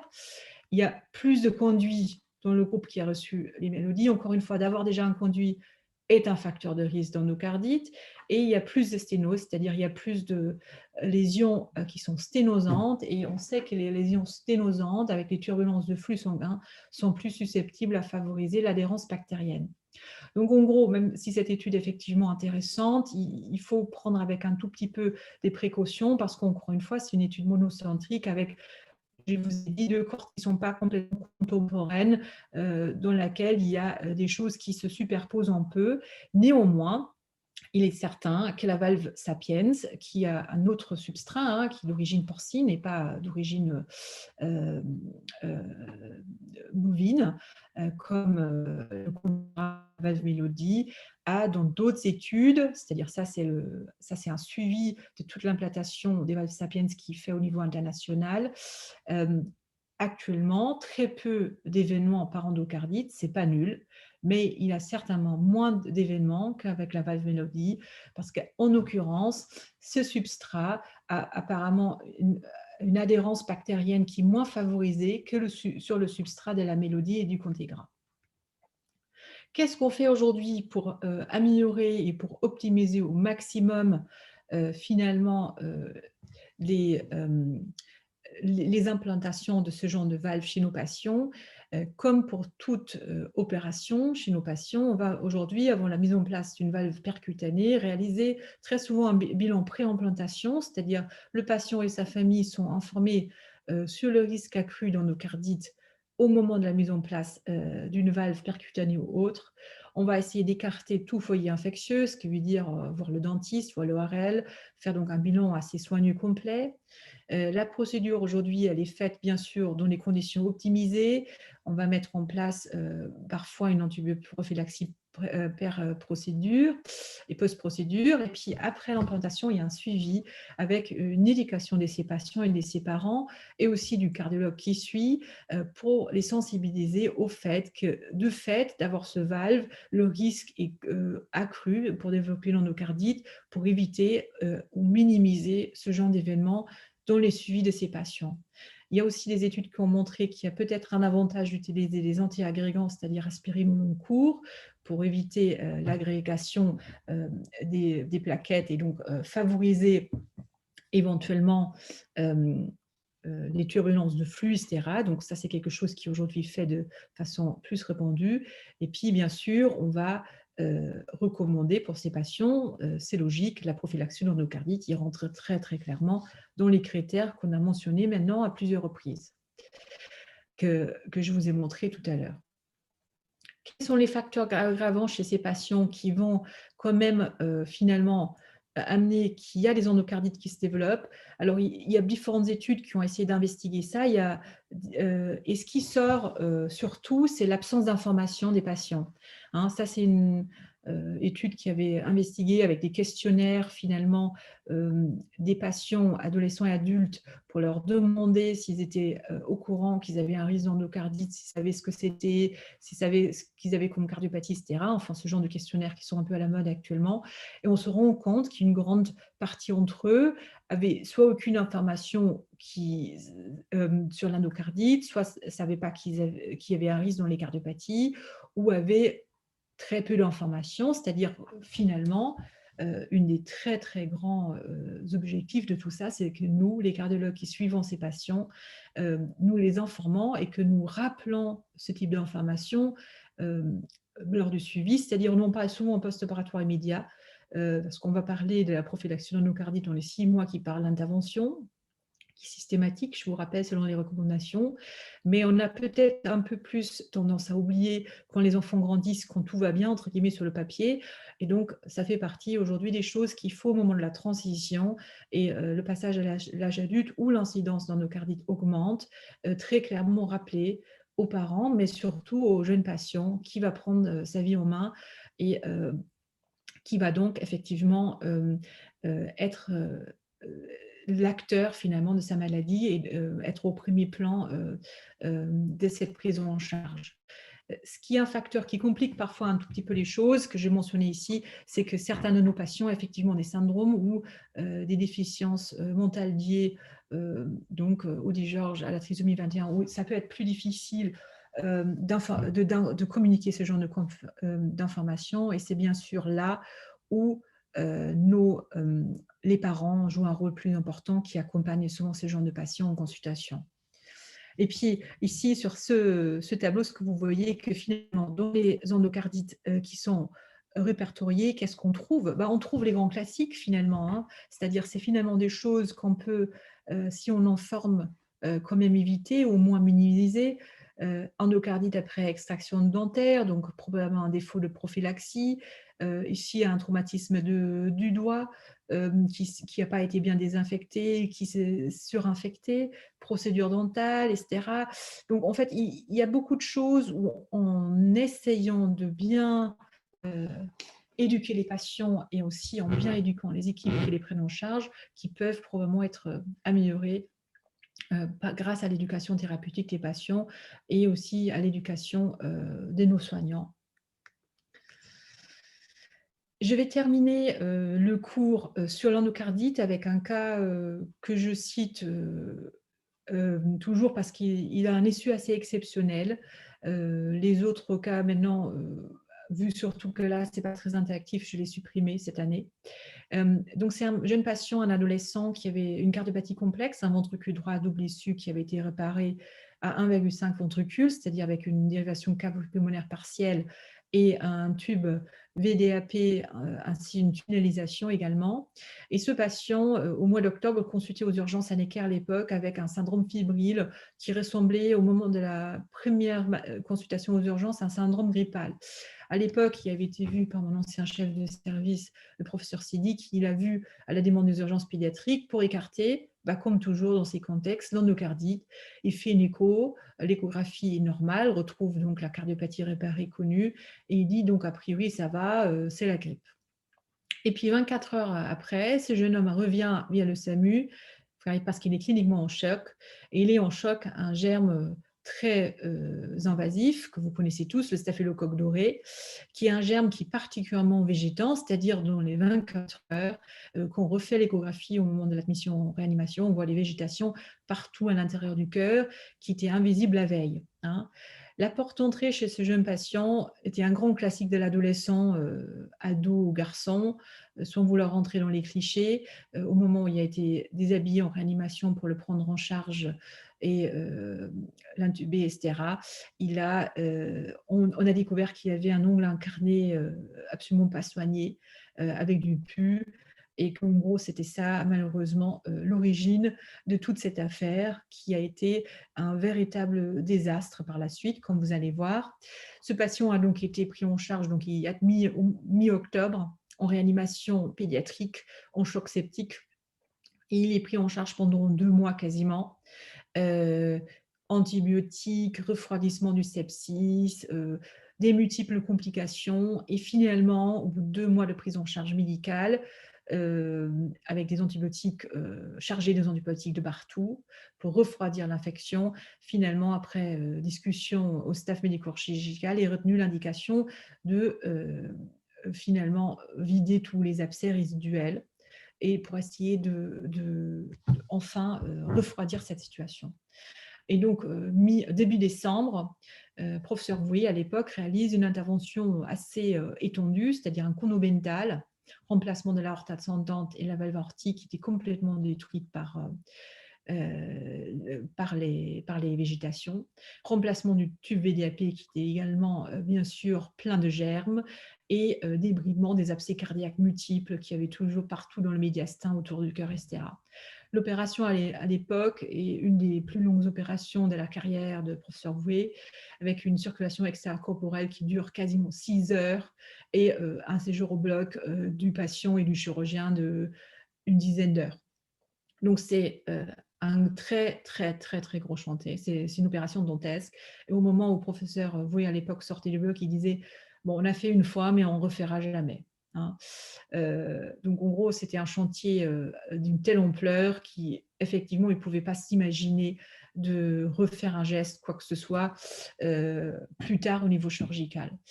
Ce qui a effectivement posé un peu problème parce que 10 jours après, l'enfant est donc sorti de la réa chirurgie cardiaque et à nouveau en soins normaux, c'est-à-dire en hospitalisation classique, c'est-à-dire extubé, il se déplace tout seul, il n'y a plus d'amine ni rien. 10 jours après, à la surveillance post-opératoire journalier, on voit en échographie transthoracique, ici, vous voyez le grand axe, vous voyez le patch de tunnelisation, VG aorte ici, vous voyez le patch de l'autre côté du ventricule droit, une partie du VDAT, et vous voyez qu'il y a au moins une végétation ici. Peut-être il y a quelque chose qui bouge également là, par moment.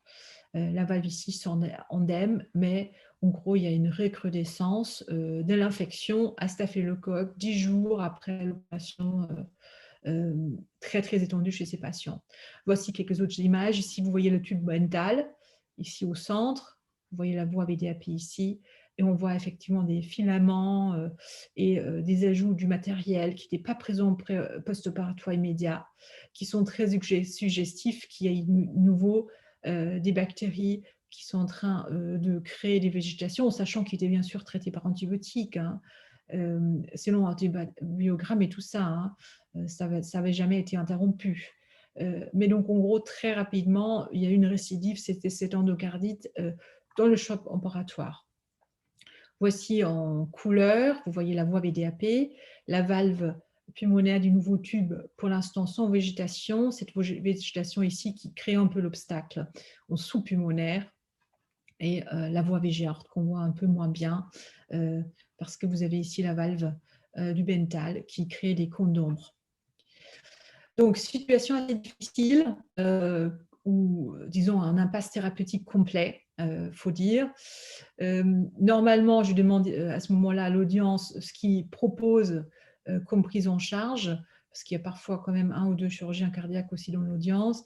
Là, cette année, c'est pas possible, mais en gros, on en a parlé bien sûr au staff médico-chirurgical, on a réalisé un scanner pour consolider le diagnostic et pour voir l'étendue des dégâts, qui a malheureusement montré qu'il y avait des collections partout, rétro-sternales en post-opératoire immédiat. C'est parfois un peu compliqué de faire la différence entre les collections post-opératoires non infectieuses et les collections qui sont d'origine bactérienne. Mais bon, globalement, la situation était très, très grave. Et comme professeur Voué nous avait fait clairement comprendre qu'il n'allait pas y retourner pour re-opérer et rechanger tout ça, tout ce montage, on a choisi une option qui était à ce moment-là une option exceptionnelle qui avait pour l'instant pas encore été faite, mais qui se fait exceptionnellement chez l'adulte, c'est-à-dire on l'a inscrit sur liste des transplantations. Et ces patients a donc effectivement été transplantés 1 semaine après son inscription. Il a eu de la chance et a été traité pendant des semaines encore après sa transplantation pour antibiotiques pour éviter des récidives sur le site opératoire post-transplantation. Il y a eu de la chance, il n'y a eu aucune récidive. Le jeune homme se remit de tout ça et donc actuellement suivi post-transplantation. Comme on le fait habituellement, et va pour l'instant bien. Hein.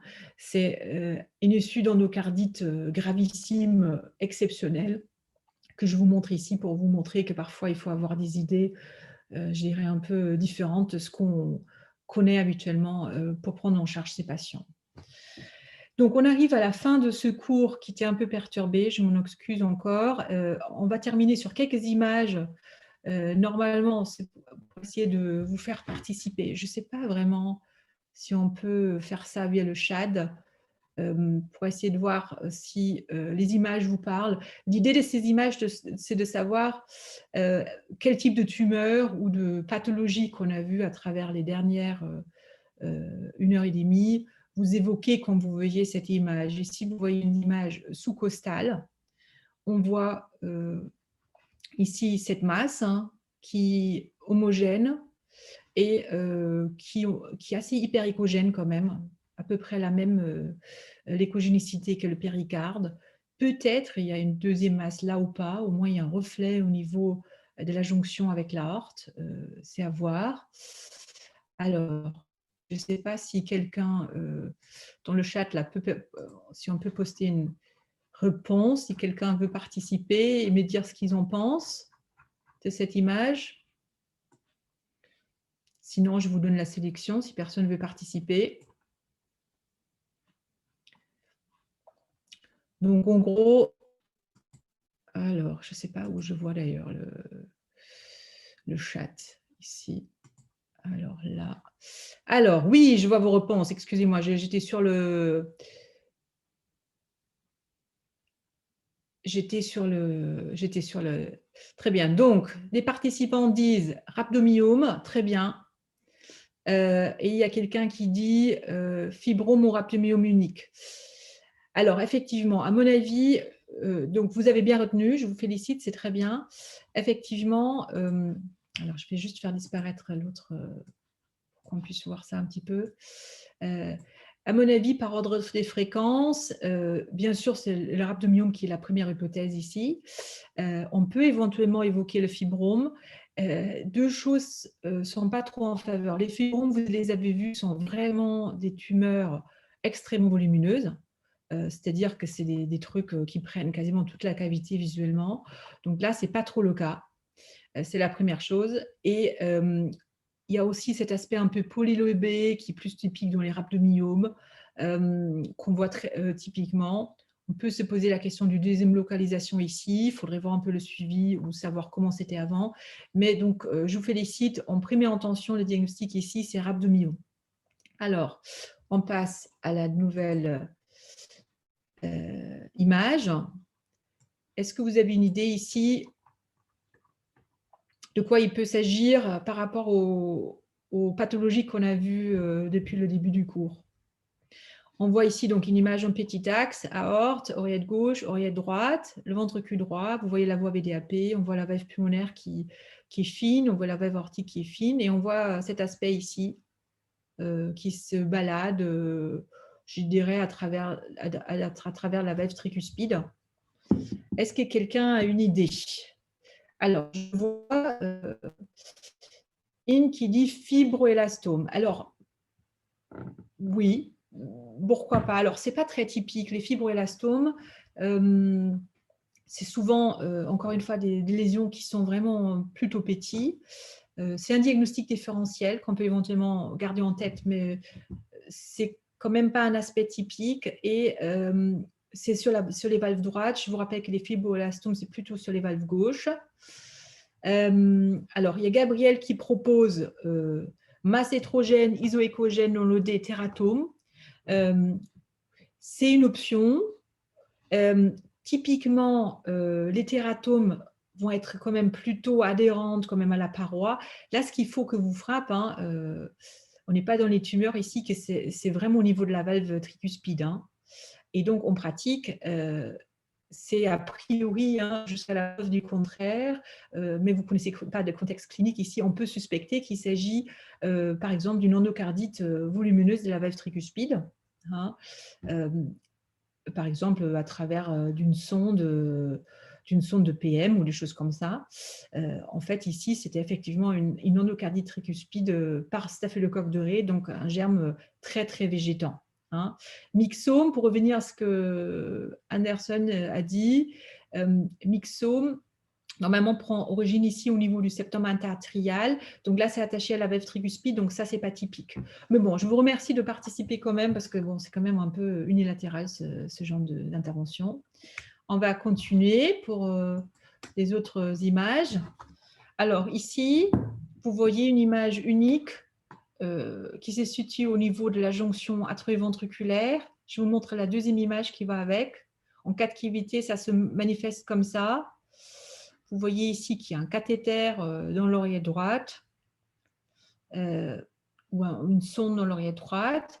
Vous voyez qu'il s'agit d'une tumeur unique, mais qui paraît un peu polylobée, hein, qui prend une partie du septum, une partie de l'oreillette droite, une partie de l'oreillette gauche, dense, isoécogène. Enfin, je veux dire, c'est un peu la même, un peu plus clair que le myocarde, un tout petit peu moins clair que le péricarde, mais voilà, plutôt clair quand même, d'aspect écogène. Qui propose? Alors, là, on a plusieurs suggestions. Alors, Faiza propose rhabdomyome par ordre fréquence et avec, c'est effectivement le premier diagnostic. Et d'ailleurs, c'était ça ici, le diagnostic.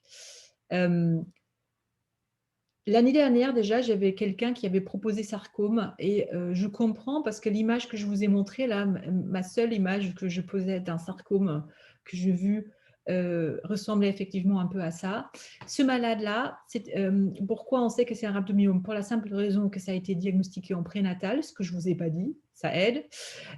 Parce que ce malade-là avait en plus une sclérose tubereuse de Bournevis, ça aide. Et ici, c'est une situation très rare, c'est pour ça que je vous ai mis ici. Vous voyez que cette rhabdomyome se localise au niveau de la jonction atrioventriculaire et en fait, le malade, à la naissance, était en BAV complet. C'est pour ça que vous voyez la sonde ici, parce qu'en fait, on a monté en salle de naissance une sonde stimulation pour l'accélérer et on a mis un pacemaker et on a attendu que cette tumeur régresse et en fait, le rythme sinusal est revenu quelques mois après. Donc ça, c'était une manifestation un peu inhabituelle de rhabdomyome et surtout une prise en charge aussi un peu originale. C'est pour ça que je vous ai montré cette image. Hein. Tumeurs secondaires, quelqu'un a proposé ça. Les tumeurs secondaires, c'est toujours des envahissements du myocarde, comme on a vu sur les images du cas clinique là, que je vous ai montré rapidement à la fin. C'est-à-dire, en gros, ce n'est pas des tumeurs localisées vraiment, mais c'est des tumeurs qui sont infiltrants et qu'on ne peut pas bien différencier des parois myocardites. Alors, on passe à une autre image. Je vous rappelle qu'on est dans toutes les pathologies du cours, hein. Ce n'est pas seulement des tumeurs. Ici, vous voyez une voie VDAP. Et je vous aide, donc en l'occurrence, vous voyez ici les parois échogènes. On est dans ce qu'on appelle un tube VDAP finalement. Hein. Ici, c'est le ventricule droit. Ici, il y a la bifurcation. Endocardite sur tube, Gabriel, bravo. Hein, exactement. On voit ici les végétations. Il n'y a pas de couleur ici, donc vous ne voyez pas s'il y a un caractère obstructif ou pas. Donc ça, c'était un des premiers patients avec valve mélodie qui avait présenté une endocardite qui n'était pas obstructif, qui a nécessité donc une résection parce que ça a assez rapidement évolué par la suite. Et ça, c'est le dernier exemple. Comme ça, après, on peut répondre à vos questions par rapport au cours. Ces deux images. Donc ici, vous voyez une 4 cavités. On voit une image unique d'une tumeur qui, en l'occurrence, a la même échogénicité que le myocarde. Hein. Ça prend tout le ventricule gauche. Et effectivement, il y a quelqu'un déjà qui a répondu, bravo. Il s'agit effectivement d'un fibrome. Hein. Donc, c'était un fibrome qui, à l'époque, avait fait une évolution assez inhabituelle, c'est-à-dire c'est un fibrome, ce qui arrive quasiment jamais, on l'a publié d'ailleurs, qui s'est compliqué par une nécrose interne dans le fibrome. Donc, il y a eu des parties de cette tumeur qui sont parties dans l'aorte et dans la tête de l'enfant, chez le nouveau-né, hein, et qui ont donc généré une symptomatologie neurologique. Et donc, on a dû opérer cet enfant en urgence et réaliser une résection subtotale de cette tumeur pour ne pas abîmer le septum interventriculaire. Et par la suite, il n'y a pas eu d'autres événements. Donc, l'enfant va très bien. C'était il y a 5 ans, un peu plus que 5 ans maintenant. Donc, c'était une évolution de fibrome assez inhabituelle. C'est pour ça que je voulais montrer ça. Ok. Bon, bravo. Hein. Vous avez bien survécu malgré tous les problèmes techniques. Je vais revenir maintenant sur le chat pour essayer de répondre aux questions. Alors, on revient pour voir qui...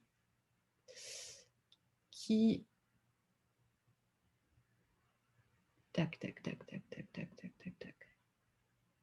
Alors, donc, il y a quelqu'un qui a demandé la dose d'aspirine et des corticoïdes pour enfants. J'imagine que ça fait référence au péricardite, traitement des péricardites. Normalement, aspirine ou ibuprofène est utilisé à dose anti-inflammatoire chez l'enfant, c'est-à-dire qu'il faut prévoir 80 mg, enfin 60 à 80 mg par kilo par jour, reparti en 3 doses. C'est des doses qui sont importantes. L'aspirine a très peu d'indications, ainsi que l'ibuprofène dans les autres pathologies pédiatriques. Donc, habituellement, vous allez avoir un appel du pharmacien quand vous prescrivez ce genre de choses, si vous avez une bonne pharmacie. Donc, je vous conseille de préciser à côté traitement anti-inflammatoire pour péricardite ou quelque chose comme ça, parce que sinon, ça va poser problème et éventuellement le pharmacien ne donnera pas ou seulement après vérification ce traitement. Et si vous donnez des grosses doses, il faut se poser la question d'une protection gastrique, bien sûr, comme chez l'adulte. Donc, on peut par exemple prescrire pour un mois un pansement gastrique au oméprazole en fonction du poids de l'enfant, 2 mg kilo chez le jeune enfant. Mais habituellement, de toute façon, là, vous êtes très souvent confronté dans les vraies péricardites virales à des ados, en fait. Hein. Donc, on est très proche des doses adultes, hein, parce que la péricardite virale, c'est quand même une pathologie que chez l'enfant d'âge scolaire, je dirais primaire, on voit vraiment rarement. Et les corticoïdes, ça, c'est souvent des médicaments qui vont être initiés vraiment en troisième intention, après colchicine. Et il y a différents types de protocoles qui existent. On peut faire 1 mg kilo, 2 mg kilo, etc. Et souvent, on fait ça après ensemble avec les collègues de rhumatologie pédiatrique parce qu'on va souvent à ce moment-là rentrer un peu dans les pathologies un peu chroniques auto-inflammatoires de l'enfant. Hein, où il y a parfois des manifestations péricardiques inflammatoires, par exemple de la maladie de Steele, dans le lupus, mais aussi d'autres maladies beaucoup plus rares. Et donc, il peut être utile à ce moment-là d'intégrer un rhumatologue pour adapter ce genre de traitement et de sortir un peu ça de notre consultation classique. Alors, est-ce qu'il y a d'autres questions par rapport… Alors, j'arrive à la fin. Alors, quelle est la prise en charge des troubles cognitifs dans les tumeurs cardiaques touchant le septum interventriculaire en pré et en post-op et quelle en est la prise en charge? Alors, en gros, je vous ai pas… Je pense que c'était dans les… Je vous ai montré ça tout au début. Les arythmies, tout globalement, sont spécifiquement les troubles à conduction, c'est-à-dire englobant troubles rapides, mais aussi troubles lents. C'était la complication la plus fréquente que je vous ai montrée dans l'étude que je vous invite à lire. S'il y a un papier à lire sur les tumeurs qui vous résume un peu tout, c'est la méta-analyse de 2017, là, qui est sortie du World Congress, parce qu'elle vous permet d'avoir un aperçu sur une très grande cohorte de plus que 700 patients, avec tous les pourcentages de répartition et les prises en charge. Et dans cette étude, il y avait 8% qui avaient des complications de type arythmie, incluant des troubles à convulsion, pré- et post-opératoire. Alors, je vous ai montré ici l'exemple avec le pacemaker qu'on a mis en place pour le rhabdomyome. C'était l'histoire de chasse un peu exceptionnelle que je vous ai montré pour vous montrer des choses un peu différentes. Mais globalement, comme on sait qu'il y a une régression qui est possible, effectivement, ce genre de traitement, c'est des possibilités. C'est-à-dire, on peut prévoir une stimulation épicardique, par exemple, si c'est un jeune enfant, et puis éventuellement être amené à le retirer dans un deuxième temps. Mais c'est vraiment très, très rare tout ça. Hein. Alors, est-ce qu'il y a d'autres questions qui concernent d'autres aspects qui ne sont pas devenus clairs ou qui vous intéressent? Personne d'autre. Alors, je vérifie juste la liste de chat, que j'ai rien loupé. Tac, tac, tac. Donc, ça, c'était un nouveau message. Ah oui, très bonne question. Non, les fibroélastomes de petite taille, on les surveille. S'il n'y a pas d'embolisation, ils sont inférieurs à 10 mm, on ne les opère pas en préventif. Alors, autre question d'Annie. En pratique, pour les endocardites à champignons, il y a toujours une chirurgie qui suit ou pas? Bien sûr, en présence des végétations ou de matériel. Alors, endocardite à champignons, globalement, c'est une situation qui est rare, à laquelle on va être confronté, surtout chez les patients immunodéprimés, c'est-à-dire les patients qui sont, par exemple, traités pour des déficits immunitaires et qui donc ont souvent un cœur sain à la base. C'est exceptionnelissime dans les cardiopathies congénitales, sauf si on se trouve chez un enfant polyopéré qui a déjà d'autres infections pour lequel le système immunitaire est également déprimé et on fait une surinfection à champignons. Donc, à ce moment-là, tout dépend de la situation globale de l'enfant, si une chirurgie est encore envisageable ou pas. Et globalement, le pronostic est pas très bon. Des endocardites à champignons, sauf si on arrive à médicalement les contrôler. Pour la question sur les rhabdomyomes, s'ils régressent toujours spontanément ou pas, ils ne régressent pas toujours. Il y a une tendance à la régression globalement de tous les rhabdomyomes. Il y a soit une régression partielle, soit une régression complète qui est observée. En gros, ce qui nous intéresse, c'est qu'il n'y a pas de retentissement, vous l'avez bien compris, hémodynamique, ce n'est pas très fréquent. Et donc, à ce moment-là, s'il y a une tendance à la régression, vous allez les surveiller de temps en temps en consultation. Souvent, dans la première année de vie, on les voit assez régulièrement parce que il peut y avoir une phase de croissance encore dans les premiers mois de vie, et puis après une stabilisation, puis la régression. Et après, dans un deuxième temps, on constate souvent une régression partielle ou complète. Alors, fibroelastome, est-ce qu'il y a une indication d'anticoagulation curative en cas d'embole, en plus du traitement chirurgical? Oui, ça peut se discuter en fonction, ça peut se discuter avec les collègues neurologues, si effectivement, en fonction de quel type de manifestations cérébrales, etc.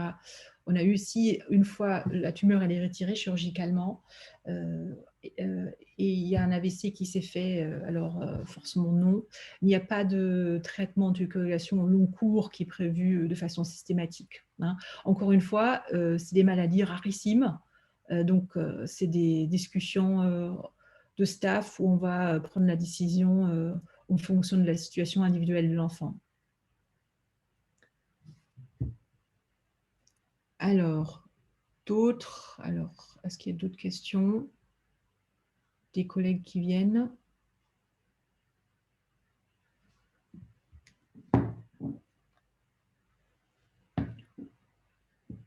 Alors, non, bah c'est pas mal, hein. On a même terminé dans le temps. Est-ce qu'il y a encore quelqu'un qui a une question avant que le prochain intervenant arrive, j'espère, à commencer avec moins de difficultés techniques que moi? Ok. Bon, bah écoutez, hein, merci beaucoup d'avoir écouté et merci de votre patience au début de ce cours qui était un peu perturbé.